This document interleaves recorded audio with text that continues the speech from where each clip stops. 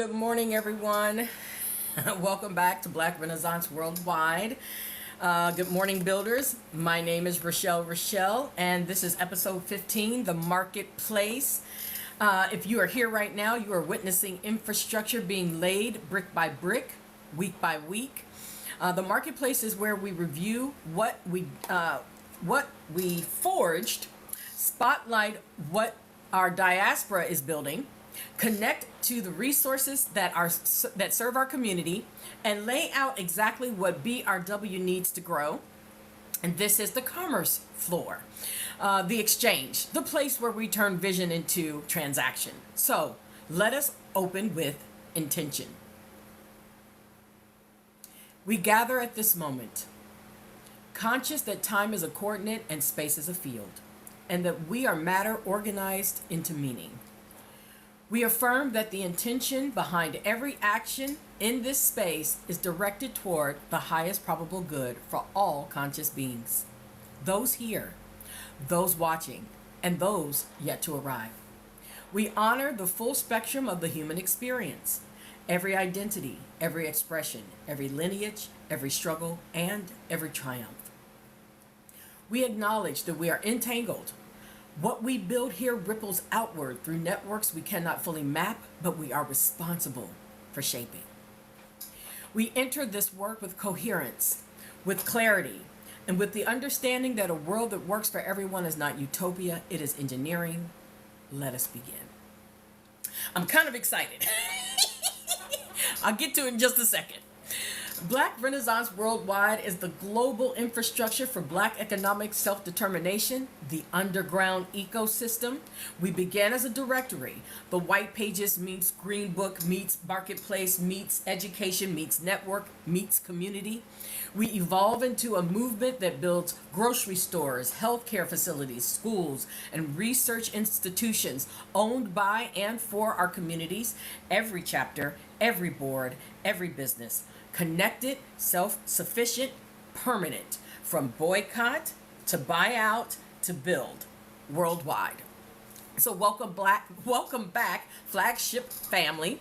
You built this chair, now we're sitting in it together, so let us get to work. Now I'm gonna tell you why I was feeling all goofy and I can barely contain myself. Look at this background. I am learning how to do things. It's weird, and look. I added this too. So we're at 1,700 subscribers, and let's get to 2,000 here on the TikTok, and I'm only at 16 subscribers on YouTube, so I would love it if you guys would jump over and subscribe. That would be awesome. I appreciate that, all the support I need for these to get pushed out so that more people know what we're doing, so that we can start getting some directory inputs. Okay, awesome sauce. Okay, so we're just going to review, we're starting the marketplace, so we're on to a new segment, and we're going to do a recap from the Forge on July 22nd.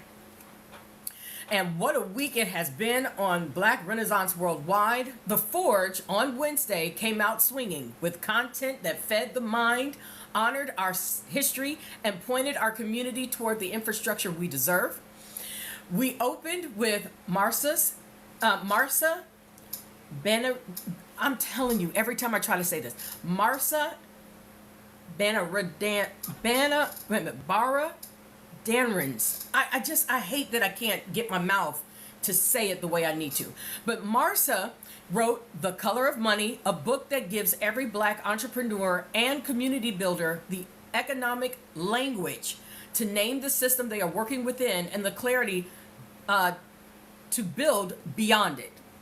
We celebrated world traveler and cultural ambassador Jessica Nambongo, I hope I'm saying that correctly as well, as creator of the week, a woman who has stood in every inch of the earth that claimed it for Black excellence.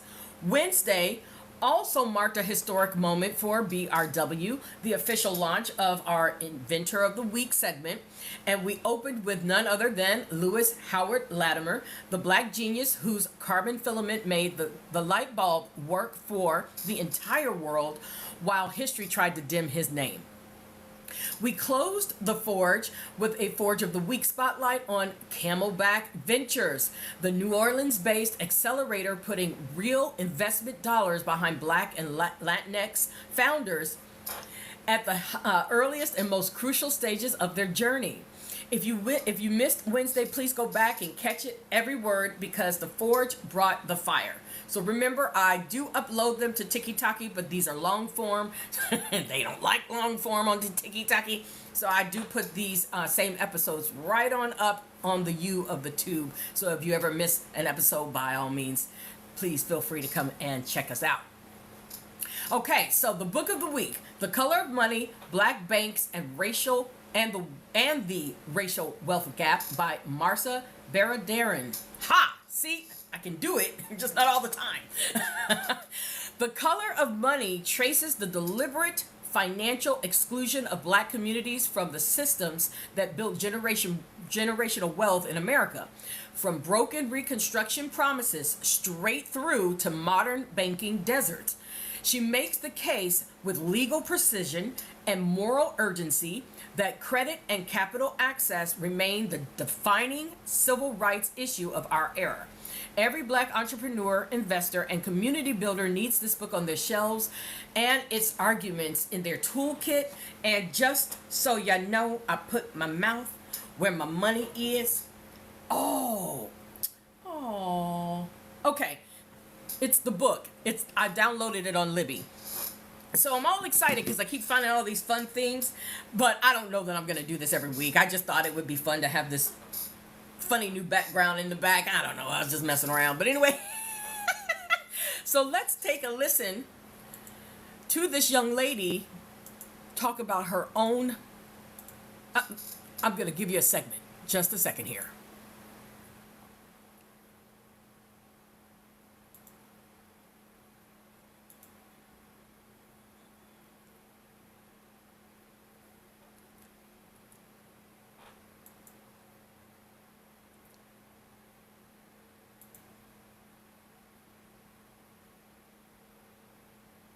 So there are roughly 2,000 billionaires in a world of about 8 billion people.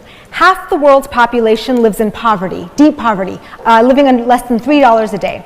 They are exposed to disease, hunger, and violence. It is immoral for a tiny fraction of the world's population to hoard more resources than they and all their heirs combined can ever spend in a lifetime of living in luxury, while half the world has hardly a chance to flourish under the weight of poverty. The game I'm describing is raw, unbridled capitalism with delinquent referees, where the winners get to keep all the spoils, bribe the officials, change the rules, run up the score, and convince the losers that it was a fair game all along. Thanks to decades of storytelling, many people believe that anyone can get rich if they just work hard, that billionaires deserve their money, and that poverty is a matter of personal flaws as opposed to institutional delinquencies. This is salt on wounds. Not only do the poor suffer, but they are convinced to feel shame about their own poverty. So there are roughly 2,000 billionaires. All right, I hope you enjoyed that.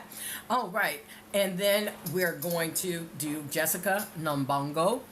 Jessica became the first Black woman documented to visit every country in the world, and she turned that achievement into a platform celebrating Black joy, diaspora connection, and African heritage on a global scale. Through her brand, The Catch Me If You Can, and her book, The Catch, she shows Black people as citizens of the entire earth, belonging everywhere, welcomed everywhere, thriving everywhere. For a movement called Black Renaissance Worldwide, Jessica Nambongo is the embodiment.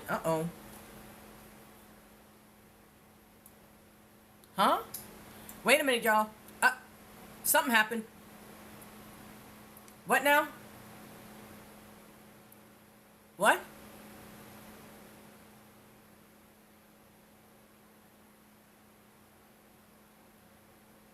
Well, I don't know what I did wrong. Am I still recording?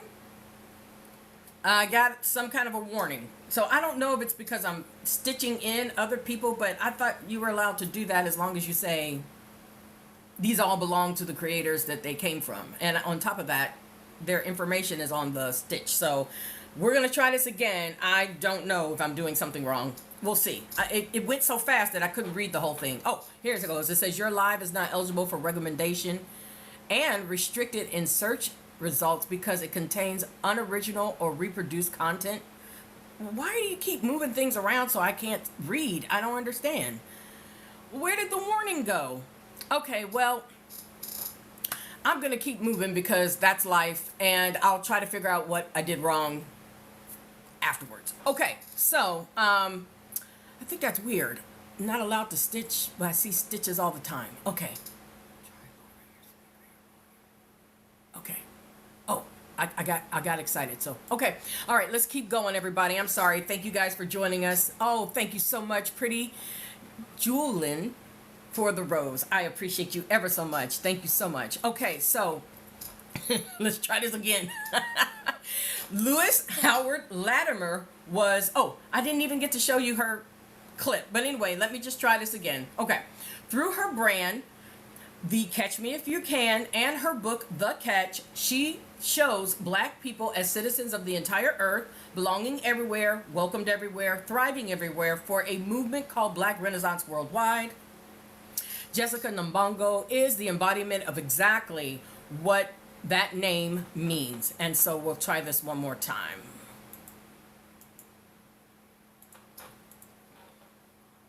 Last time I thought it was just I have 5 minutes, because of course. of time, but now I think I'm just getting fussed at for linking them in at all, which I thought that was half the game. So I was trying to make it more entertaining for everyone. Okay.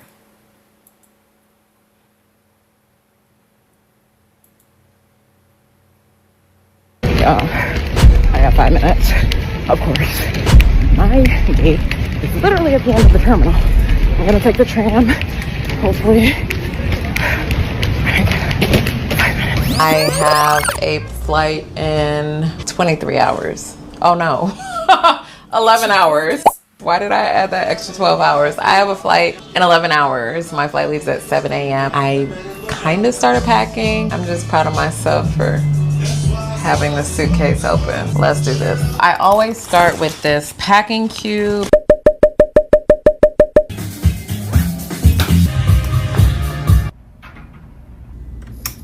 And we ended up talking.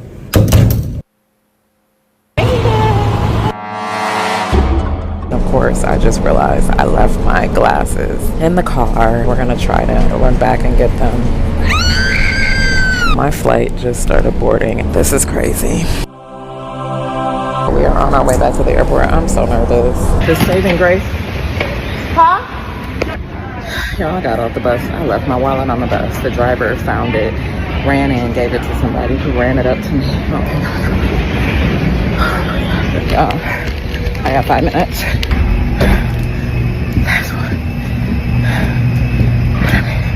I was sprinting to the airport.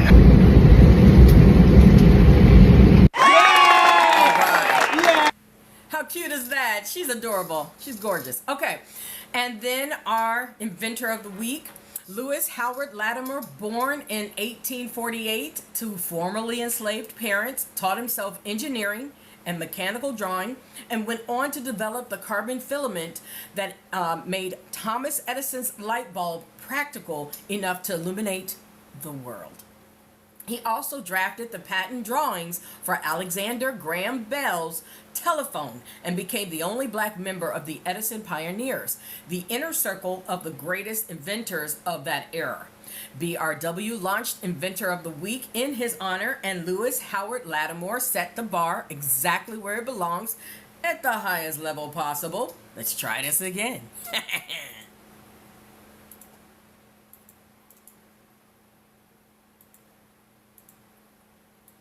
Lewis Latimer was one of the greatest. Be quiet. Okay.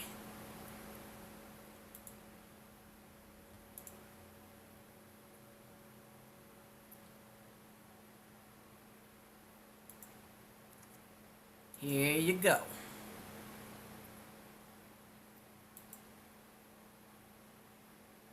Lewis Latimer was one of the greatest inventors of the 19th century. Latimer was born in 1848 in Chelsea, Massachusetts. As a young man, he enlisted in the Union Navy during the Civil War and was a lieutenant in the Massachusetts Volunteer Militia. After the war, he was a self-taught draftsman that specialized in designing technical sketches for a variety of purposes. Latimer would work with Alexander Graham Bell and drafted the drawings for Bell's patent application for the telephone. But Latimer made his most important innovation in electric light technology when he invented improvements to the light bulb filament. Latimer's carbon filaments were more durable and longer lasting than previous filaments, making incandescent light bulbs more affordable and practical. Latimer's other inventions included an early version of the air conditioner, an improved toilet system for railroad cars, and the establishment of electric lighting facilities. Despite the societal roadblocks for blacks in the late 19th century, Latimer was a Renaissance man who would be inducted into the National Inventors Hall of Fame.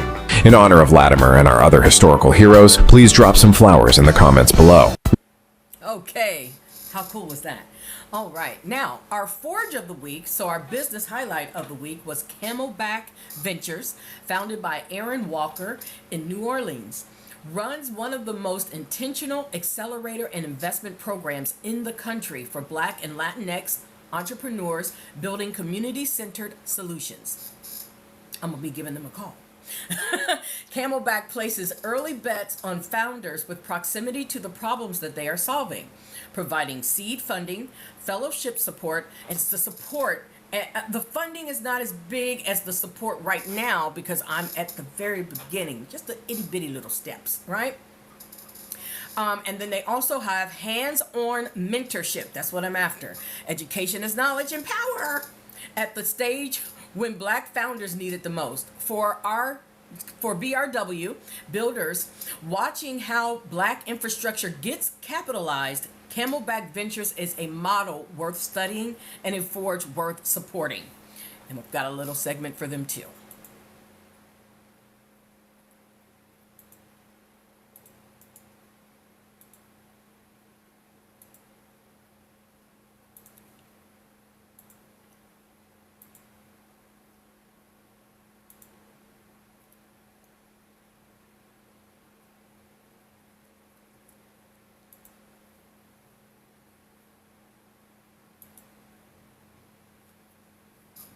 Find the people who support you, but who are not yes men, because you don't need yes men.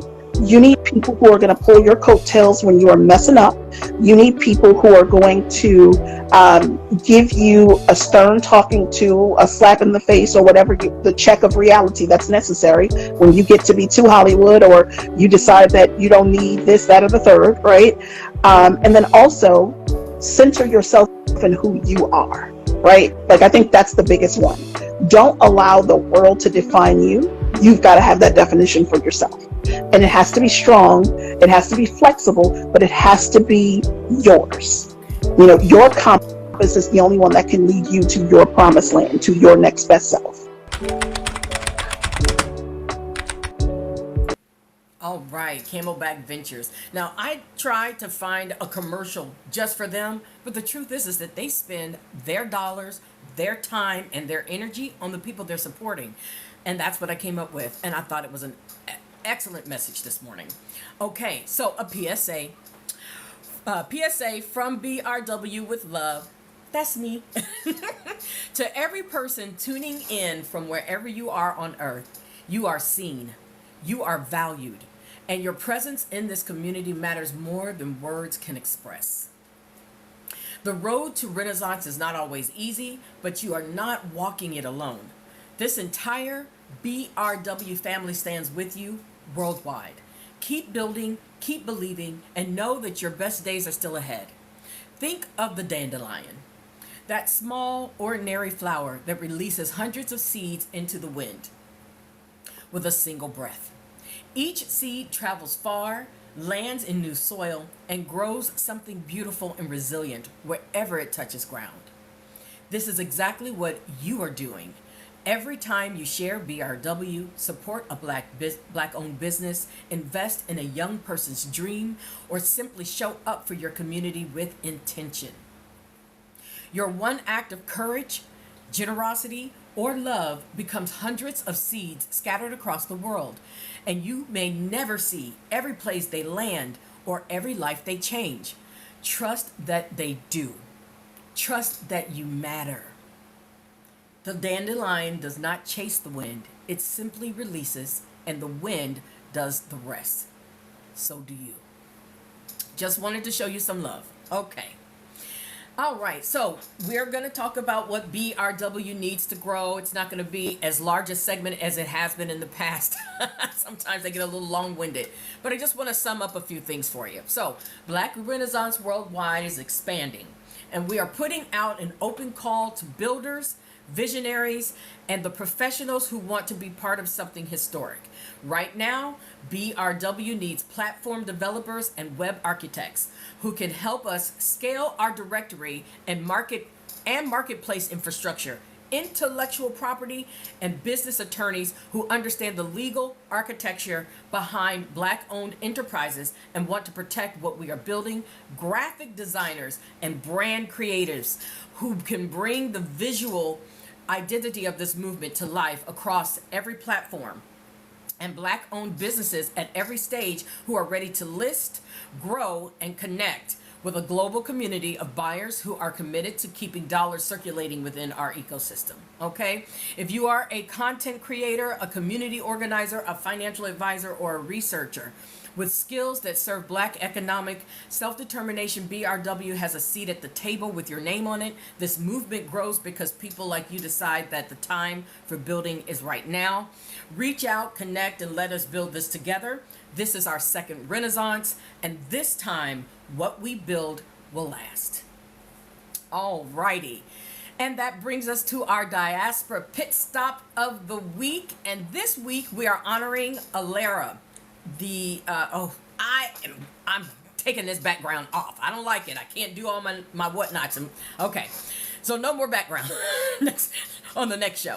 Alara Concept Store in Lagos, Nigeria. Oh my goodness, this was so exciting. So Alara Concept Store, founded by Rini Folawiyo,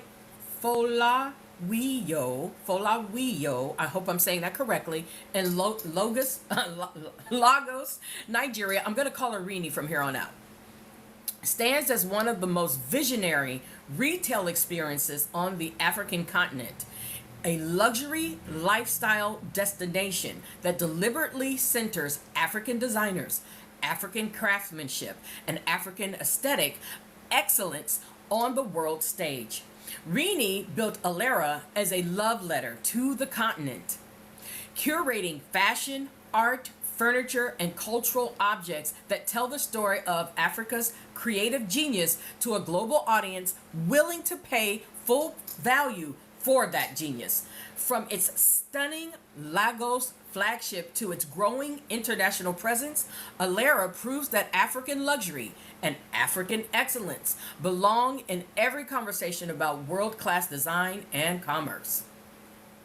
Now, what makes Alara a true diaspora pit stop for BRW is the intentionality behind every curatorial decision that Rini makes.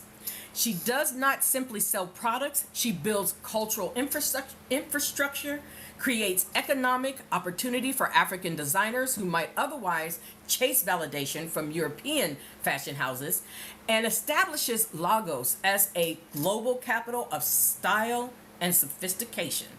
For BRW listeners, building bridges between Black America and the African continent, Alara Concept Store is the kind of enterprise that makes the diaspora whole. I got a segment for that too. Here we go.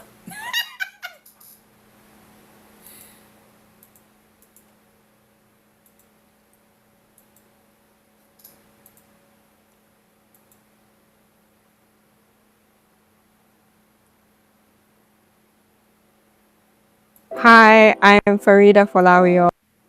This is Alara, and this is our crop. Okay, I'm trying, y'all. There it goes. It didn't want to show up. Okay. Add.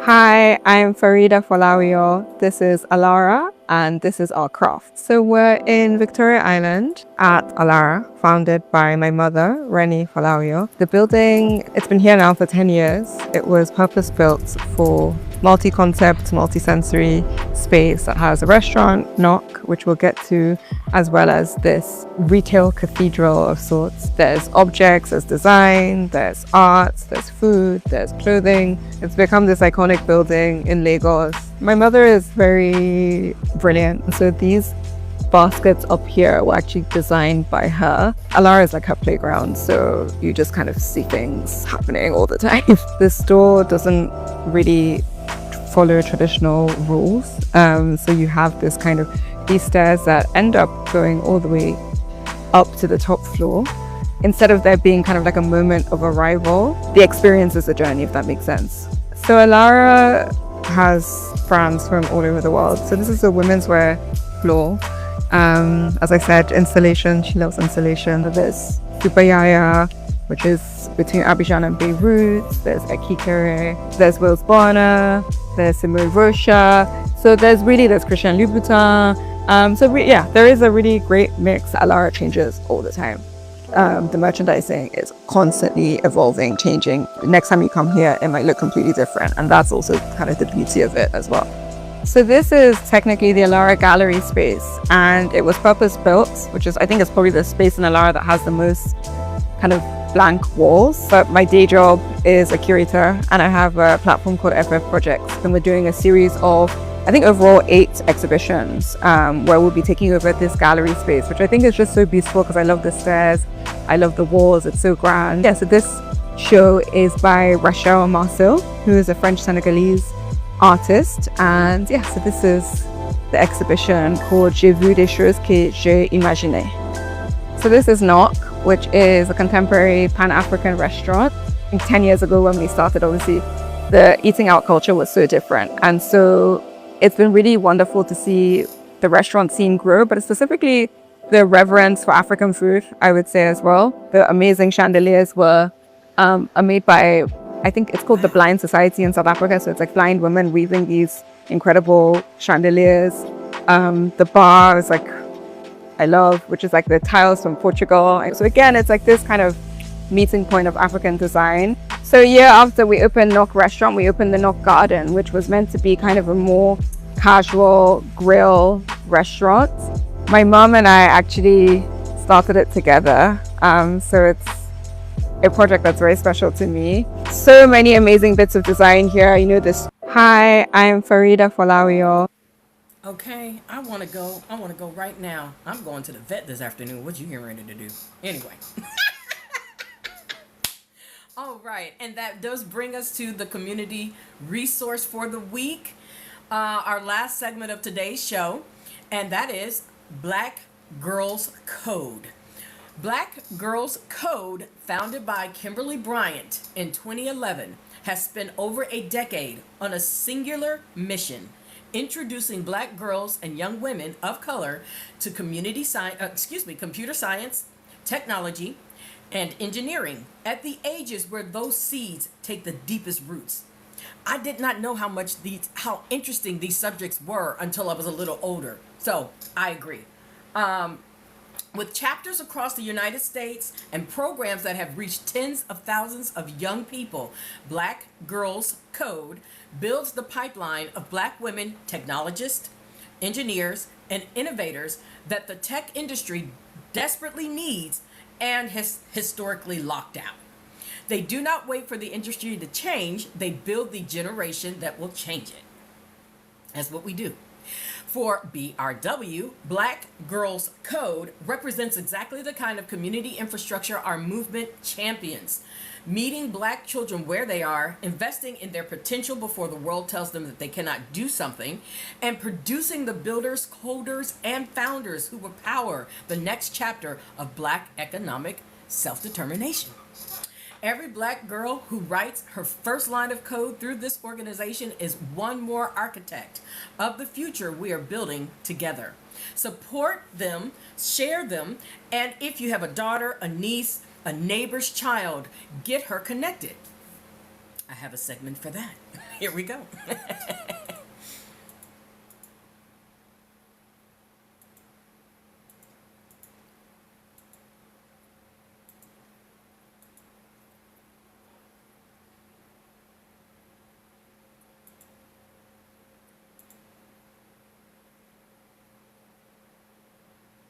Okay, here it goes.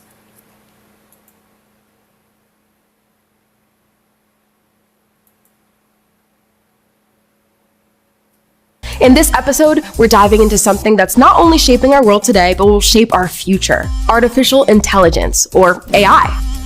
By the end of this video, you'll know exactly what AI is, why it matters to you, and how coding connects with AI. And guess what? AI is built on 5 big ideas that shape everything it does. Let's break those down. Ready to get started? Let's go.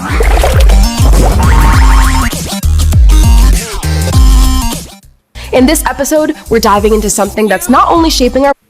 Isn't she darling? Oh my goodness. So she's darling.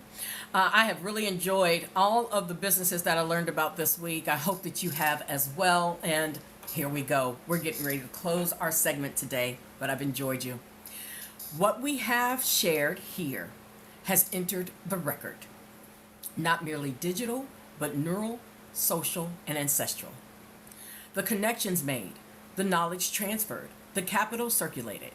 These are not inferior, they are structural. We release this session with gratitude for the attention, the labor, and the trust invested by everyone present. We carry forward the understanding that our individual thriving is bounded to our collective thriving, biologically, economically, and spiritually. We affirm that the world we are building is one where dignity is non-negotiable, where resources flow equitably, and where every voice that has been suppressed finds amplification. This is not the end. This is a node in a network that continues. Go build, go connect, go belong. We return when the coordinates align. All right, thank you so much for being here today. So we have a call to action. Builders, before you go, here is how you plug in and stay connected to everything BRW is building.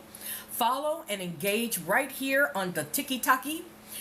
Please go to my YouTube and subscribe. I've only got 16 of you over there. It's a brand new page, so I've got to get all new subscribers. You can also email me if you choose to get yourself on the list so that when the website is built up, I've already got you and I can alert you. Please jump on over to BlackRenaissanceWorldwide@gmail.com and put in the subject line, I'm in. I'll know to just put you on the list, okay? We are live 3 days a week. We come together every Wednesday at 10 a.m. for The Forge. Here on Saturdays at 10:30 for The Marketplace, and on Sundays, The Sanctuary at 11 a.m. I usually have a little something in here about it, so let me explain what The Sanctuary is. It's just a meeting point for an hour of calm and quiet and reconnection with yourself. Some people read, some people just come to listen to the music. I always feature an Afrocentric music channel from YouTube. I try to determine whether or not they are Black owned, but so much of that is anonymous, I can't tell. Point is that they're promoting us, so I go with it. So if you'd like to spend another hour with me tomorrow, I'll be back here at 11 a.m. Eastern Standard Time. So BRW is live. We are building permanent infrastructure for Black economic self-determination, and you are now a part of it. From boycott to buyout to build worldwide, I am Rochelle. This is Black Renaissance Worldwide, and remember, leave the world better than it was when you woke up. You'll thank yourself. Universal love, y'all, and I will see you tomorrow, Sunday, July 25th, at the Sanctuary, 11 a.m. Mwah.